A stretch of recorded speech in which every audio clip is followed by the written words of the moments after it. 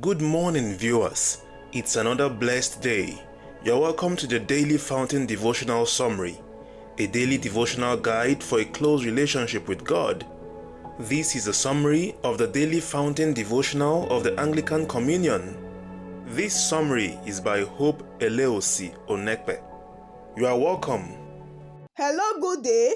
I welcome you back to today's episode of the Daily Fountain Morning Devotion. This summary intends to bring to us understanding to God's words by the help of the Holy Spirit. Thank you for joining us again for another fresh episode of the Daily Fountain Morning Devotion. This is another day the Lord has made. We all rejoice and be glad in it. I welcome you all to today, Friday, August 1st, 2025. The topic before us today says, No excuses for the lost work. Let us pray. Heavenly Father, we thank you for your word, which is truth and life. We are grateful for your presence with us this day. We praise you for your faithfulness and for the blessings you have poured upon us, just as you blessed David. Lord, we see in 2 Samuel chapter 7 verses 1 to 3, how David recognized your goodness and desired to build a house for you. We ask that you would open our hearts and minds to understand your will and your ways. We pray that you would anoint us with your Holy Spirit as we prepare to share your message. Help us to speak with clarity and conviction, and may your word be a blessing to all who hear. We ask all this in Jesus' name we pray. Amen. Today is 1st of August. We'll be taking more of prayers and less of our studies today. Please open with me to the book of 2 Samuel 7. We'll be reading from verse 1 to 3. 2 Samuel chapter 7, verses 1 to 3 reads, And it came to pass, when the king sat in his house, and the Lord had given him rest round about from all his enemies, that the king said unto Nathan the prophet, See now, I dwell in an house of cedar, but the ark of God dwelleth within curtains. And Nathan said to the king, Go, do all that is in thine heart, for the Lord is with thee. This is the word of God. Thanks be to God. Praise the Lord. Once again, our topic for today says, No excuses for the lost work. The body of our today's guide says, As a king, David had a lot on his mind. He had all the affairs of the kingdom to deal with. He was to mediate in disputes, meet diplomatic delegations, form national policies, watch over the army and other branches of government, etc. However, he was not too busy for God. He didn't make perpetual excuses for why he couldn't build a lost temple after God had given him rest from his enemies. Instead, he took an initiative to volunteer to make sure that the job got done. No one asked him. No one mentioned it. He strictly observed that the ark of the Lord was kept in a wrong environment and decided to build a befitting paneled house for it. Oh, what a glorious project to embark on. Beloved, we must never become too busy for God. If a king was not too busy to serve God, you shouldn't be either. Again, be observant, and when you notice that things need to be done, don't wait to be asked. Take proactive steps to provide solutions for the problems you observe. Our prayer for today says, Lord, may I always readily serve you no matter where I find myself. Amen. Praise the Lord. Our topic for today once more says, No excuses for the lost work. And in our passage for today, 2 Samuel chapter 7 verses 1 to 3, we will see that after God has settled King David in his palace, and he has given David peace from all his enemies, David expresses his desire to build a temple for the Ark of the Covenant they brought down to Jerusalem, which they housed in a tent. So in light of how God has been establishing David, let's listen to what the writer of Samuel tells us about something that is bothering David. Read with me verse 2 of our today's text. It says, That the king said unto Nathan the prophet, See now, I dwell in an house of cedar, but the ark of God dwelleth within curtains. Here, what is bothering David is the disparity between his residence and the ark's residence. David sees that he has got a beautiful house built of cedar in courtesy of Hiram, the king of Tyre, but the ark is just sitting under a tent. Now we begin to wonder why this really bothered David. The first reason is because David thinks that God deserves better. And because he thinks that he is letting God down by allowing the Ark of the Covenant to remain under a tent. And again, David was scared that God will eventually punish him for the disparity. Maybe like God punished Uzzah at the beginning of chapter 6. And the passage tells us that he seeks some advice from a man named Nathan. We are told in the passage that Nathan is a prophet of God. But there is no indication that Nathan's response is from God. So he's just giving his own opinion as a subject of the king, maybe as a friend. Given that God has blessed David in almost every project or venture that David has attempted. And his opinion was that if the king wants to build a house, that is to build a temple for God, there is nothing that could be better than that. Compared to all that God has done for David, how could God not be pleased? Praise the Lord. Again, let's read verse 3. It says, "And Nathan said to the king, Go, do all that is in thy heart, for the Lord is with thee." All that is in thy heart shows us that David's heart was filled with the question of what can he do for God. David's heart was filled with gratitude and concern for God's glory, that he wanted to do something special for God. David observed and knew what he ought to do for God. Today, majority of us are too busy for God, and we make up excuses for why we cannot do something for God. As believers, the word of God is telling us today that we must never become too busy for God.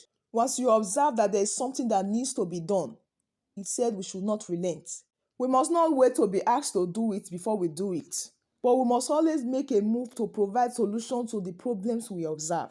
May God's words be planted in our hearts in Jesus' name. At this moment, let's bow our heads as we begin to render God thanksgiving and praise. Let's thank God for bringing us into the new month. Express gratitude for His mercies and grace in the past month. Praise Him for His faithfulness and power. Right now, open your mouth and pray for protection and guidance. Say, God, even as I enter into this month of August, I pray for your divine protection over my life, over my family and my belongings. Ask for God's guidance in all your decisions and actions. Right now, pray for wisdom to discern His will and follow His path. Seek His protection from harm and evil in this month of August. Open your mouth and pray for blessings and favor. Say, God, my Heavenly Father, as I step into the month of August, I ask for open doors of opportunity in various aspects of life. Pray for financial blessings and provision. Seek favor with God and with others. Decrease success in your endeavors this month. Say, everything I lay my hands to do in this month of August, Father Almighty, I decrease success. I decrease success in all my endeavors. Success in all my endeavors. In everything I lay my hands to do in this month, I decrease success. Success in the name of Jesus. Right now, open your mouth and pray for overcoming challenges. Say, God, give me the strength and grace to overcome challenges. Begin to ask God for strength to overcome any challenges or obstacles in this month of August. Ask for the Holy Spirit to empower you to face difficulties with courage and faith. Pray for the removal of any hindrances to your progress in this month. Say, God, every hindrances to my progress in this month, remove them. Jesus, remove them. Savior, remove them. Remove them in the name of Jesus. At this moment, open your mouth and pray for spiritual growth. Pray for a deeper relationship with God. Ask God for increased faith and understanding of His word. Pray for the fruit of the Spirit to manifest in your life. Seek to be a witness for Christ in all that you do. Right now, ask God for your specific needs. Pray for any specific needs or concerns you and your family may have. Pray for the need of your church and nation. Pray for those who are sick, those who are suffering, or those who are in need. Ask that God will visit them at the point of their needs. Now let's bring our prayers to end by thanking God for hearing and answering our prayers. Say, God, thank you for hearing and answering my prayers. Begin to decree God's blessings and favor over the new month. Say, Father, I thank you for your grace that has brought me into this new month. I ask for your protection and guidance as I navigate the days ahead. Open doors of opportunity for me in my career, my business, my relationships. Grant me favor with those I encounter. Divine favor, divine appointment, I decree in this month. I may be a light to those who need to hear the good news. Thank you, Lord Jesus. In Jesus' name we pray. Heavenly Father, we thank you for your word, specifically the passage from 2 Samuel chapter 7, verses 1 to 3. We are in awe of your faithfulness and your covenant promises to David, and ultimately to us through Jesus Christ. We recognize that we are not worthy of such grace and blessings, but we are grateful that you choose to extend your love and mercy to us. Heavenly Father, as we go into the new month, we ask for your wisdom and discernment as we seek to live out your will. Help us to be mindful of your presence in our daily lives and to be sensitive to the needs of those around us.